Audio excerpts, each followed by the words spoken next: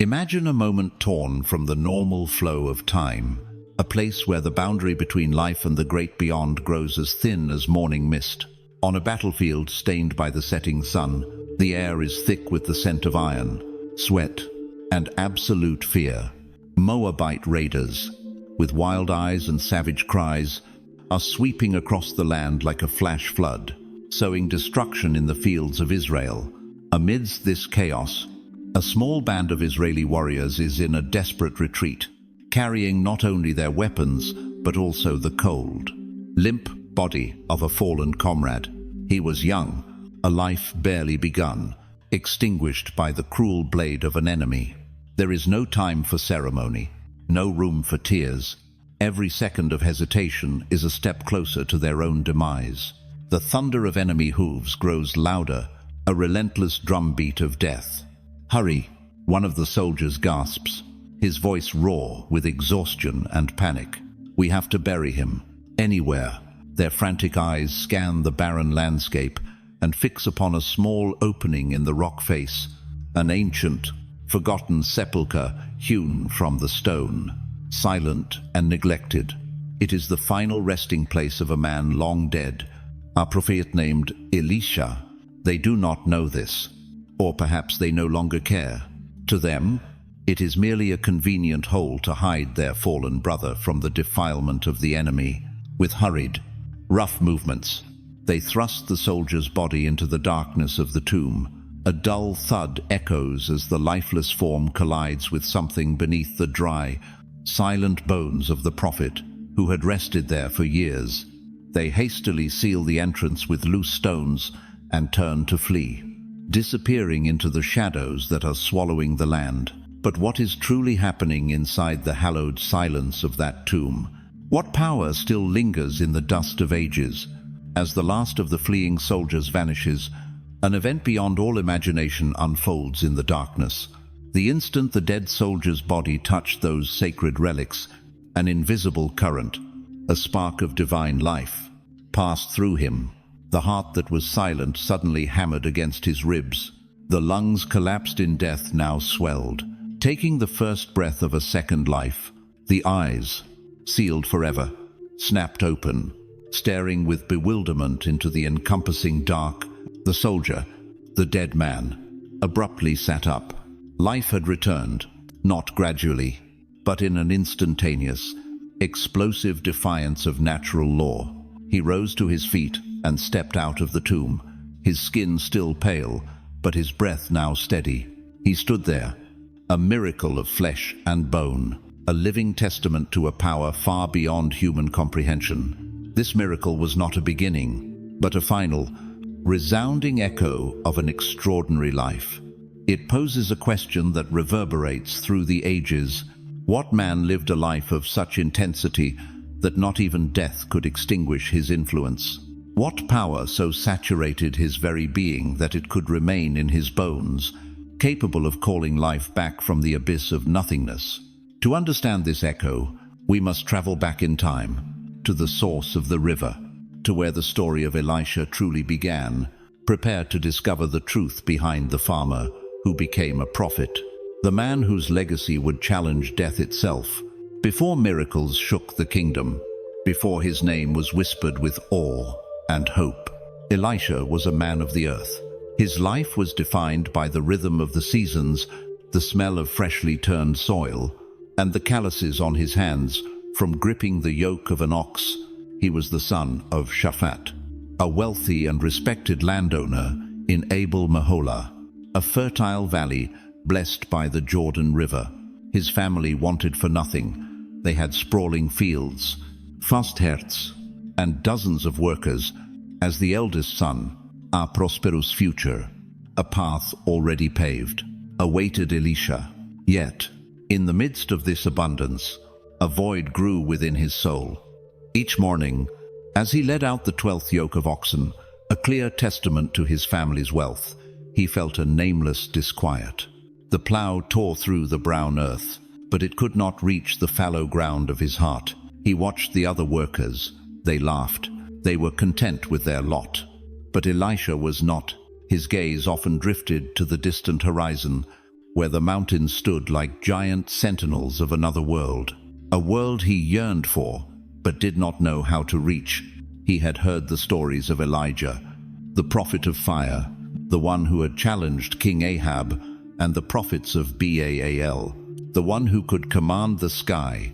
Those stories were like seeds planted in his mind, sprouting into a persistent question: is there not a greater purpose to life than tilling this soil? Then, on one fateful day, the answer came to him. It was a sweltering afternoon, the air thick and still.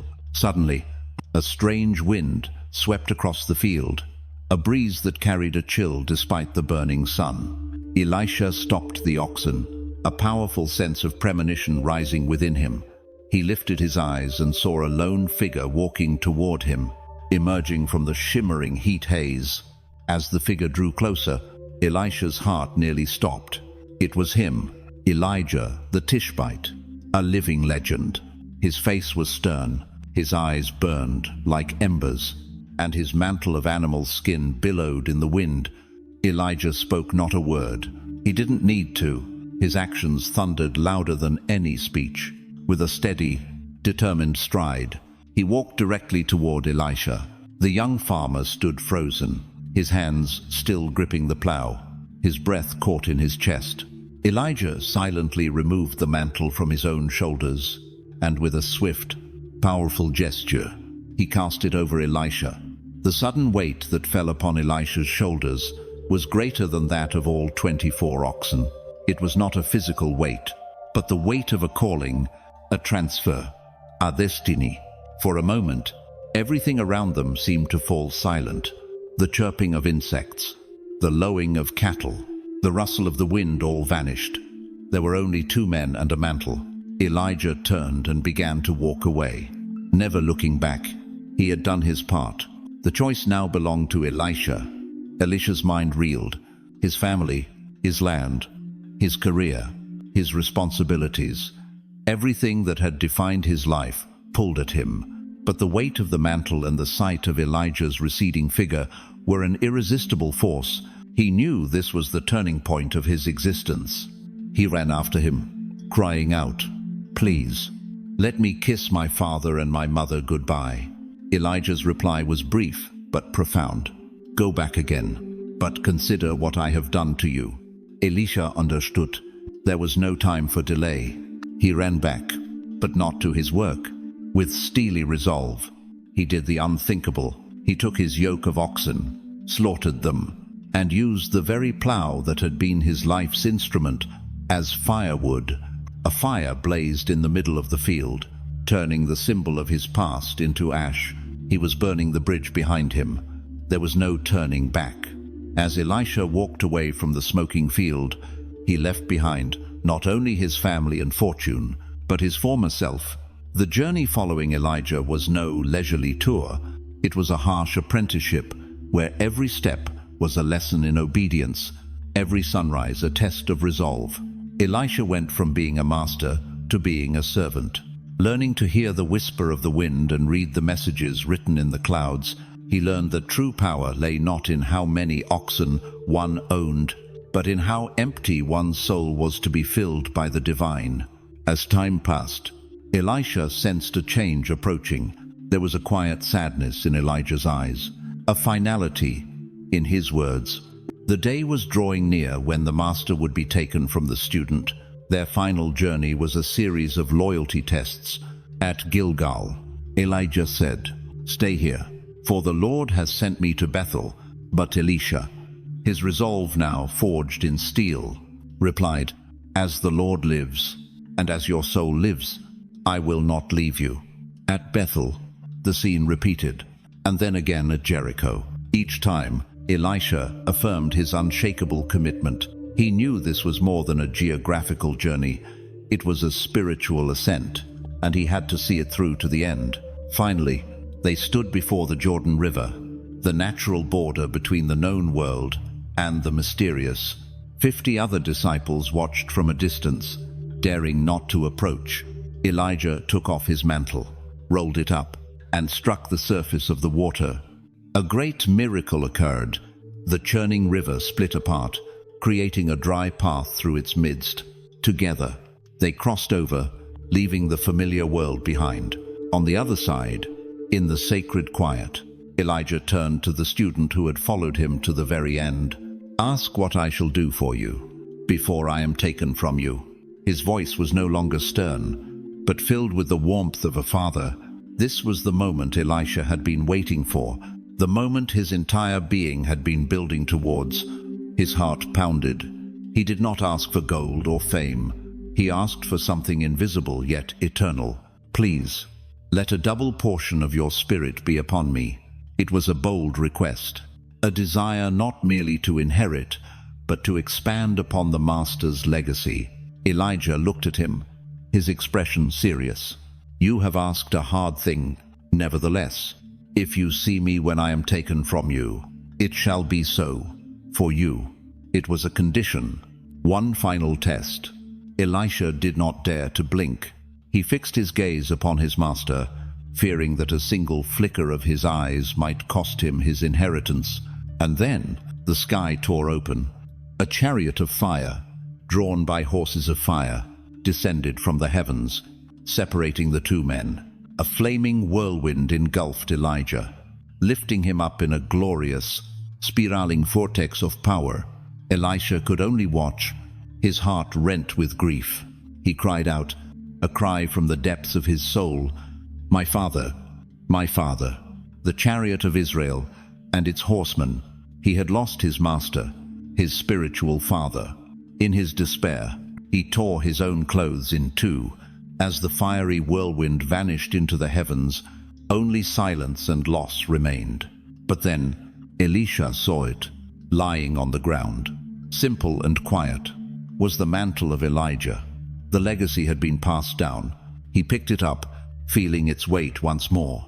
With new determination, he walked back to the bank of the Jordan. How would he carry this legacy? Was the promise fulfilled? He took the mantle, struck the water, and cried out, "Where is the Lord, the God of Elijah?" Once again, the river obeyed. The waters parted. Elisha walked across on dry ground, no longer a student following, but a prophet stepping into his destiny. The spirit of Elijah was now upon him, and that power was about to be unleashed. After crossing the Jordan, Elisha did not retreat into a life of solitude. The power he had inherited was not meant to be hidden, but to be released. His first destination was Jericho, the city of palms, a lush oasis in the desert. But this verdant exterior concealed a deadly curse. Jericho was dying from the inside out. The city's main water source, its very lifeblood, had turned bitter and toxic. The land had become barren, unable to bear fruit. Women miscarried, children were born sickly, and a specter of despair haunted the streets. When Elisha entered the city, the elders came out to meet him, their faces etched with the lines of anxiety. "Man of God," one of them began, his voice trembling, "this city is a pleasant place, as you can see, but the water is bad, and the land is unproductive." They led him to the spring, a pool that should have been crystal clear, but was now murky and gave off a foul odor. Elisha looked at the dead water, and a deep compassion welled up within him. This was the first test of his public ministry. To fail here would be to undermine everything he stood for. He did not perform a complex ritual or chant a long incantation. His actions were startling in their simplicity. "Bring me a new bowl," he commanded, "and put salt in it." The elders exchanged confused glances. Salt, tohiala spring? Human logic screamed that it was absurd. Salt would only make the water more undrinkable. But there was a certainty in Elisha's eyes that compelled them to obey. A new clay bowl, never before used, was brought, filled with pristine white salt. Elisha took the bowl and walked to the edge of the spring. He did not hesitate. With a solemn gesture, he cast the salt into the headwaters and declared, "Thus says the Lord, I have healed this water. From now on, neither death nor barrenness shall come from it."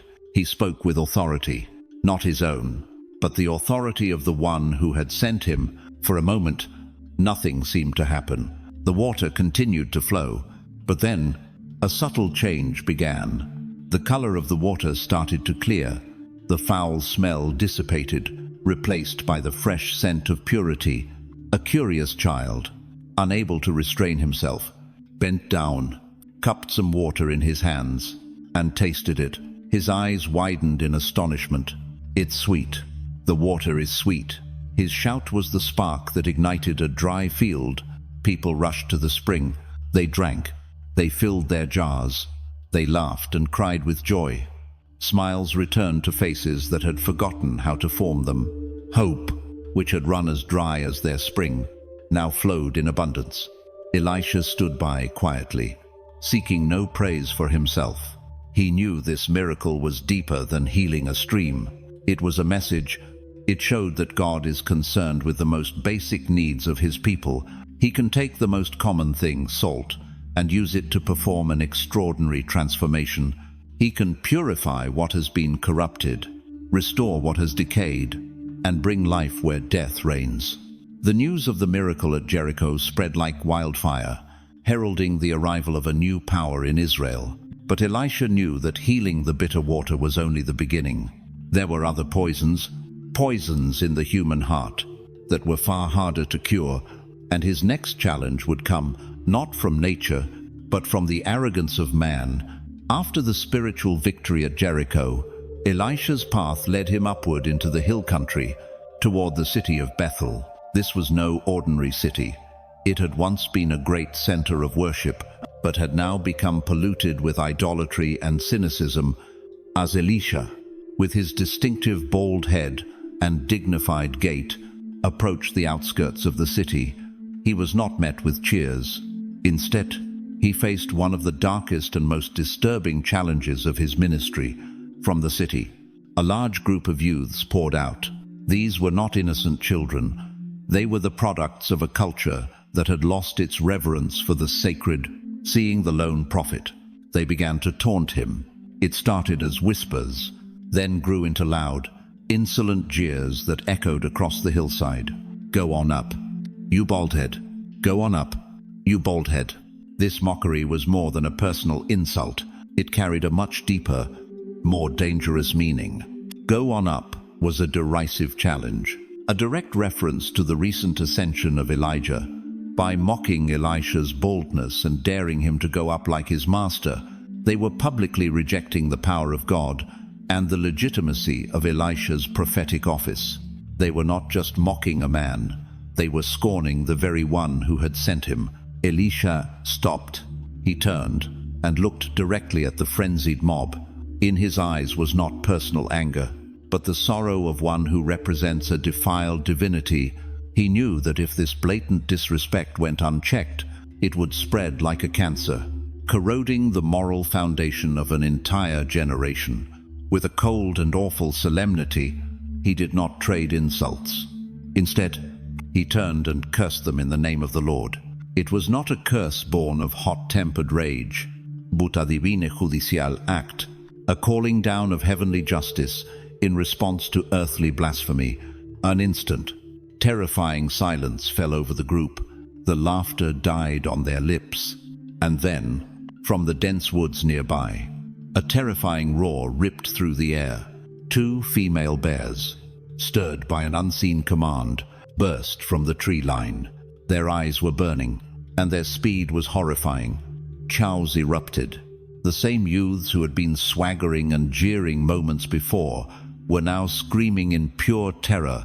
They tried to flee, but they could not escape the fury that had been unleashed. The bears tore through the crowd, executing a swift and brutal sentence. It was a horrific scene, a lesson written in blood and terror. 42 of them fell under the claws of the beasts. Elisha stood as a silent witness to this fearsome judgment. He took no pleasure in the destruction. His heart was likely heavy, but he understood its necessity. This miracle, as brutal as it was, established a non-negotiable boundary. It declared that the power of God was not a joke. His calling could not be treated with contempt. His servants were to be respected, not for their own sake, but for the sake of the one they represented. News of the event at Bethel spread like a shockwave. From that day on, no one dared to mock Elisha publicly again. Fear, though a harsh teacher, taught them a lesson in reverence. This story stands as a chilling reminder that God's mercy is always paired with his justice. And while Elisha could heal a bitter spring with compassion, he could also defend the sanctity of his office with the fire of judgment.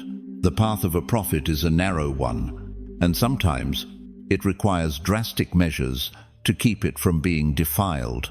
After the stern judgment at Bethel, Elisha's ministry shifted again, revealing a completely different facet of the power he wielded: boundless compassion. The next story unfolds not on a public stage, but in the quiet desperation of a small home. It was the home of a widow.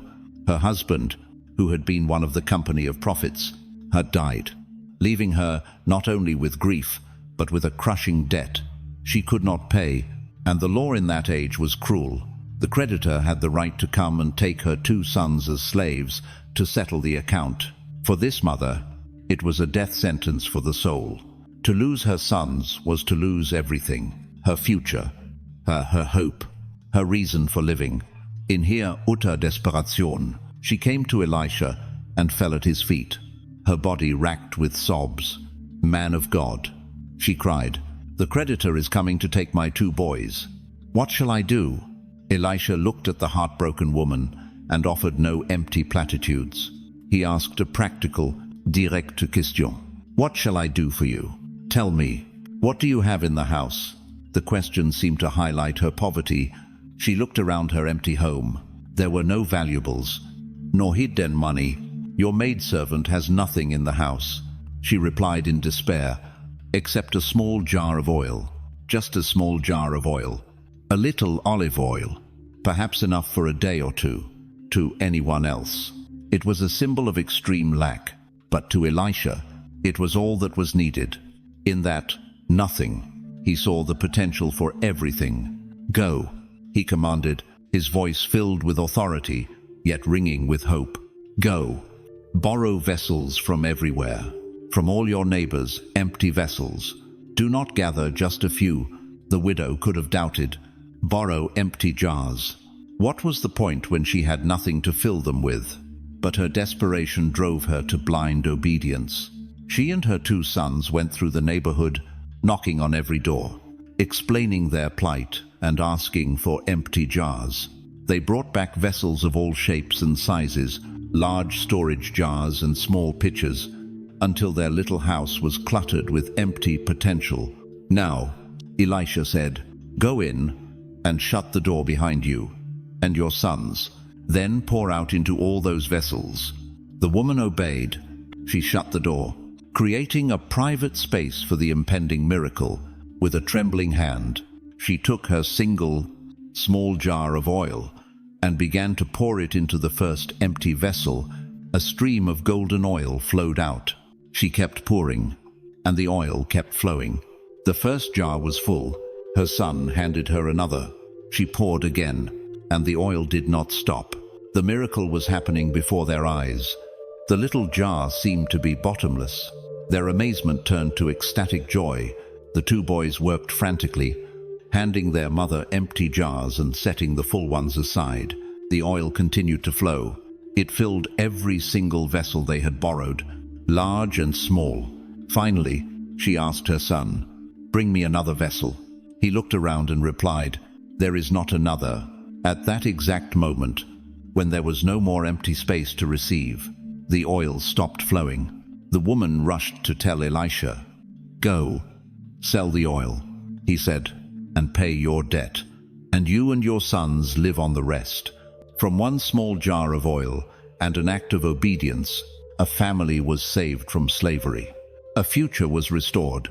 This miracle teaches a profound lesson. God does not need our abundance. He needs our availability. The empty vessels represent our faith and expectation. God's supply is only limited by our capacity to receive. When we bring him our emptiness, he will fill it with his abundance. And for the widow, the flow of hope filled her home, banishing the shadows of despair forever. On the dusty roads of a wandering prophet, hospitality was a precious oasis. In the town of Shunem, Elisha found such an oasis in the home of a wealthy and distinguished woman. She is given no name, known only as the Shunammite woman, but her actions spoke volumes. Noticing that Elisha often passed through her town, and recognizing that he was a holy man of God, she persuaded her husband to do something remarkable. "Let us make a small upper room on the roof," she proposed, "and let us put a bed for him there, and a table and a chair, and a lampstand. So it will be, whenever he comes to us, he can turn in there." This was more than an act of kindness. It was an investment in the sacred. They created a space of peace and dignity for the man of God. Elisha was deeply grateful for this selfless hospitality. One day, resting in that room, he called his servant, Gehazi, and said, "Ask her, what can we do to repay this kindness?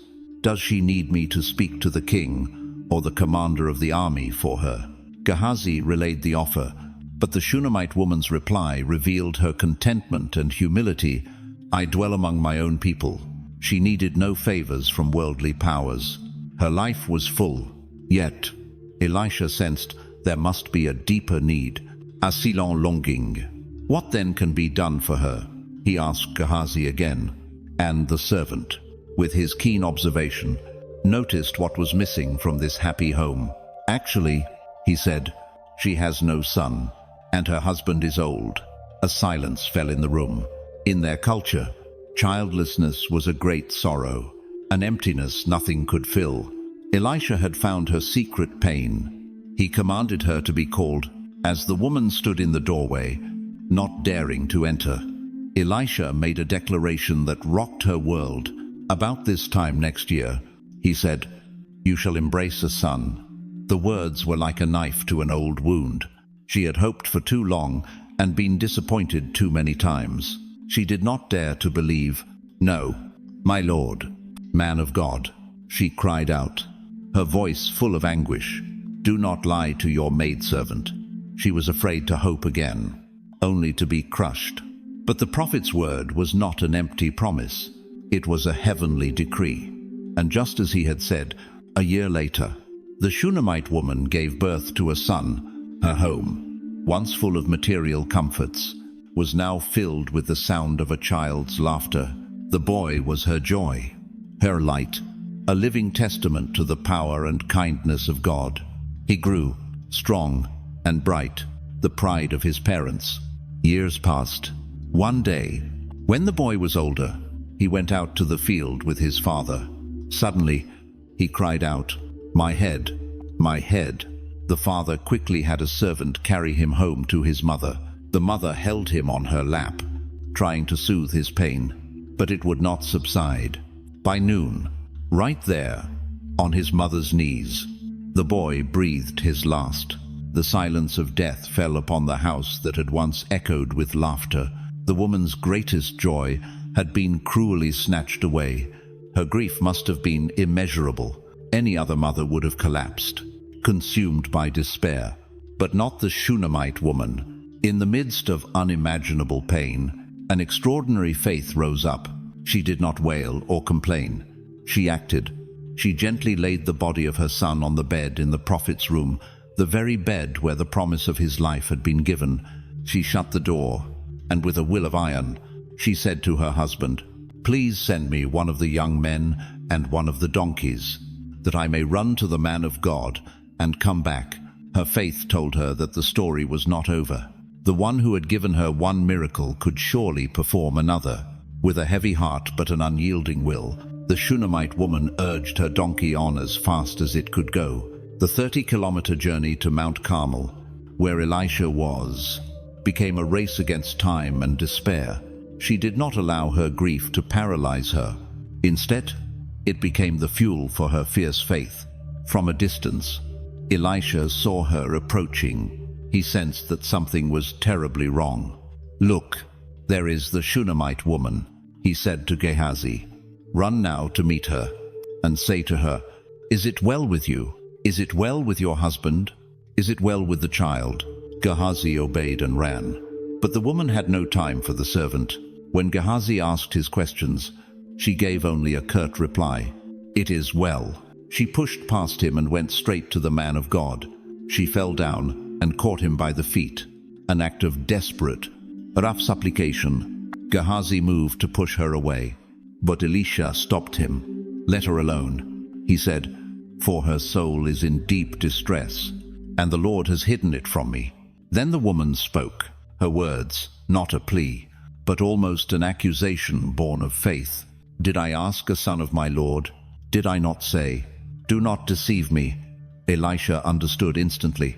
The child, the son of the promise, was dead. Wasting no time, he turned to Gehazi. "Get yourself ready, and take my staff in your hand, and be on your way. If you meet anyone, do not greet him. Go and lay my staff on the face of the child." It was an attempt to act quickly from a distance, but the mother would not settle for a proxy solution. She knew she needed the presence of the prophet himself. "As the Lord lives, and as your soul lives," she said with unshakable resolve, "I will not leave you." She held the prophet hostage with her faith. Elisha had no choice. He arose and followed her. Gehazi arrived first and did as he was told, but nothing happened. "The child has not awakened," he reported. When Elisha and the mother arrived, all hope now rested on Elisha alone. He went into the house and up to the upper room. He saw the boy's body lying on his bed, cold and still.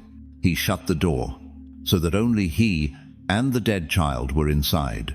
This was a direct confrontation with the final enemy, death.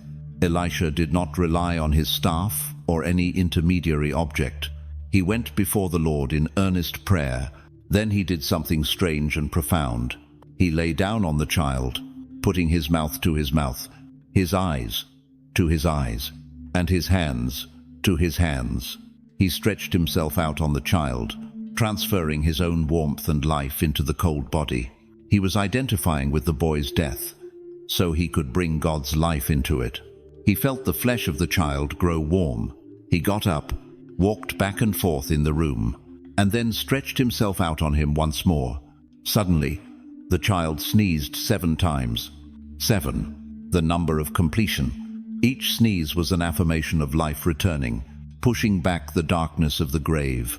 And then, the boy opened his eyes. Elisha called Gehazi and told him to call the mother. When she came in and saw her son, alive and sitting up, she was speechless. She simply fell at Elisha's feet in profound gratitude, then took up her son and went out. The greatest of miracles had occurred. Death had been conquered, but it was not an easy display of power. It required the relentless persistence of a mother, the personal presence of the prophet, and an intense spiritual battle. It proved that, for God, no grief is too great to heal, no loss is final. And in that little upper room, the promise of life triumphed over the reality of death. Elisha's power was not confined within the borders of Israel. His fame had crossed mountains and deserts, reaching the capital city of Damascus in Syria, Israel's sworn enemy, and it reached the ears of a man named Naaman. Naaman was no ordinary man. He was the commander of the Syrian army, a valiant warrior, a leader respected by his king and admired by his people. He had everything: power, prestige, wealth, but a dark shadow was consuming his life, a shameful secret he had to hide beneath his armor and fine robes. Naaman was a leper. In that age, leprosy was not just a physical disease. It was a social death sentence. It slowly ate away at the flesh, turning its victim into an outcast, an unclean person. The great general, who could command thousands of soldiers, was helpless against the enemy invading his own body. Hope came from the most unlikely of sources. A young Israeli girl, who had been captured and was a servant in Naaman's house, said to his wife, "If only my master were with the prophet who is in Samaria, for he would heal him of his leprosy." A flicker of hope was ignited.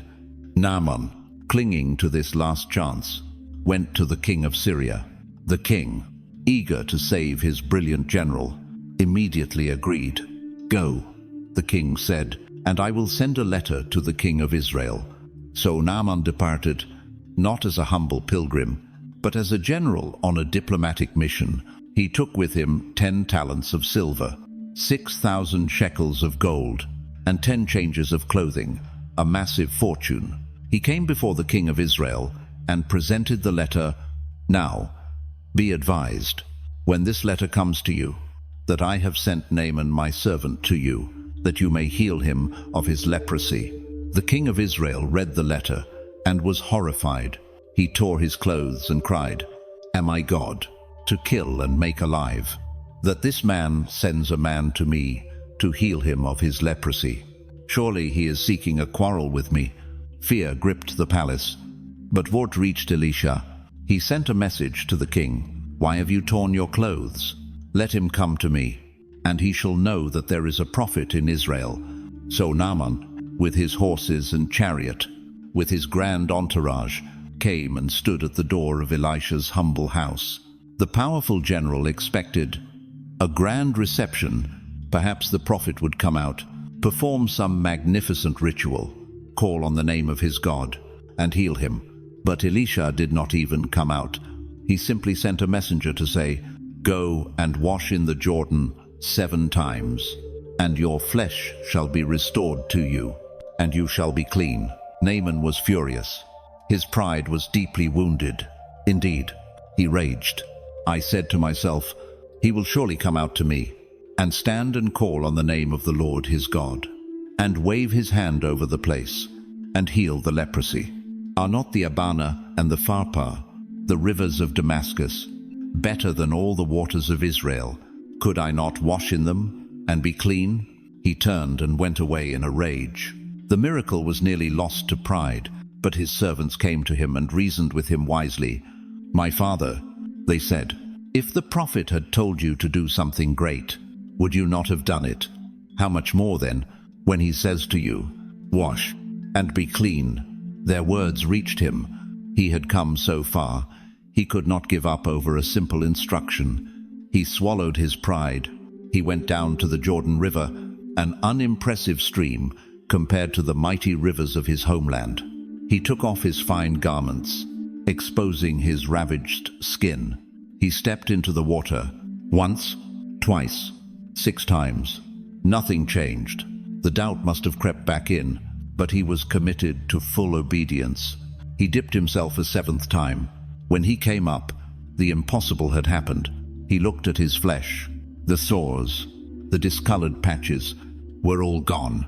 His skin was restored, as smooth and healthy as the skin of a little child.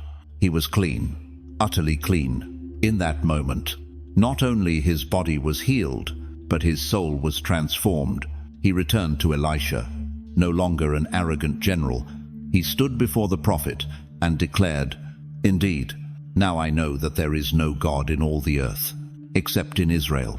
The greatest miracle was not the healing of leprosy, but the conquering of a proud heart, with nothing more than a simple command to obey and trust. Time, like a river, eventually carries all things away. Elisha, who had parted the Jordan, who had called down fire, who had conquered death, finally had to yield to the course of nature. He grew old, and in his time he was gathered to his fathers. Leaving a void in Israel that seemed impossible to fill, the nation had lost its spiritual guardian, the father of the prophets. He was buried, and the stories of his miracles became his legacy, told around campfires, passed down from one generation to the next. His life, it seemed, was over, but the power he represented was not. It lingered, like an ember under ash, waiting for one last chance to flare up. One final postscript, to declare that the influence of a consecrated life never truly dies. That chance came, as we saw at the very beginning, in a moment of violence and chaos, when the Moabite raiders attacked. When the body of the anonymous Israeli soldier was thrown into Elisha's tomb, it was no random accident. It was an appointment with destiny.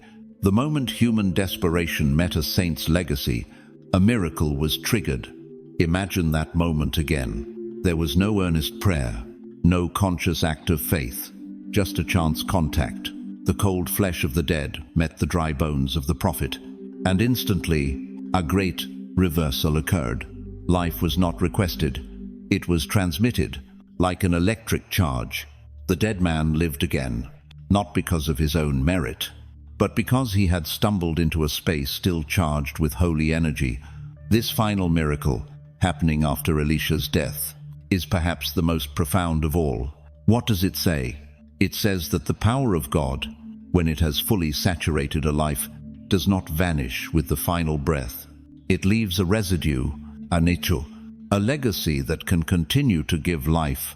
It shows that Elisha was not the source of the power, but a perfect conduit. He had lived a life so intimately connected to God that God's presence remained with him, even in the dust. The story of Elisha's life, from the fields of Abel Meholah to the life-giving tomb, is an extraordinary journey. It teaches us that God does not look for extraordinary people, but for willing hearts, whom he then makes extraordinary. He can take a farmer and make him a spiritual leader. He can take salt and heal a city. He can take a small jar of oil and rescue a family. He can take a humble river and wash clean the pride of a general. Elisha's legacy challenges us. It asks us, is our life a conduit for anything? Are we living a life so deeply connected that its influence will echo after we are gone? The miracle of the bones is not a bizarre fairy tale. It is an invitation to live a life of full surrender, to believe for the impossible, and to allow the power of the Most High to transform us from the inside out. The final question is not what God could do through a great prophet long ago. The final question is this: if even the bones of Elisha held life, imagine what the living God can do in your life today. The answer is waiting to be written, not in ink, but in your own faith and action.